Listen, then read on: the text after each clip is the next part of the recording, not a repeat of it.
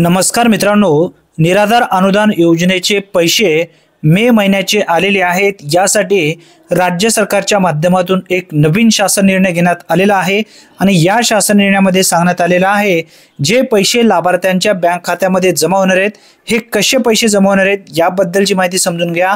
विशेष सहाय्य योजनेतील लाभार्थ्यांना अर्थसहाय्याचे वितरण डीबीटी पोर्टलद्वारे करण्याबाबत महाराष्ट्र शासन सामाजिक न्याय व विशेष सहाय्य विभागांतर्गत 28 एप्रिल 2025 रोजी हा महत्त्वपूर्ण शासन निर्णय घेण्यात आलेला आहे। मित्रांनो, या ठिकाणी सांगण्यात आलेलं आहे यामध्ये कोणकोणत्या योजना आहेत, कोणत्या योजनेचे हे पैसे मे महिन्याचे जमा होणार आहेत याबद्दलची माहिती समजून घ्या।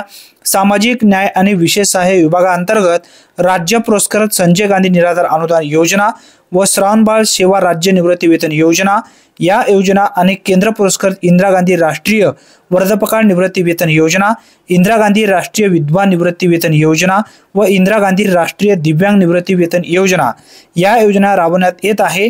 या सर्व योजनेचे पैसे माहे डिसेंबर 2024 पासून राज्य पुरस्कृत योजनेच्या पात्र लाभार्थ्यांना अर्थसहाय्याचे वितरण DBT direct benefit transfer portal मार्फत करण्यात येत आहे।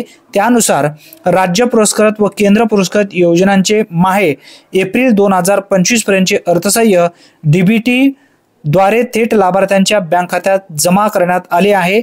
आता सन 2025-26 या आर्थिक वर्षाकरिता मंजूर करण्यात आलेल्या अर्थसंकल्पीय तरतुदीमधून विशेष सहाय्य योजनेतील लाभार्थ्यांना माहे मे 2025 चे अर्थसहाय्य डीबीटी मार्फत थेट लाभार्थ्यांच्या बँक खात्यात जमा करावायची आहे।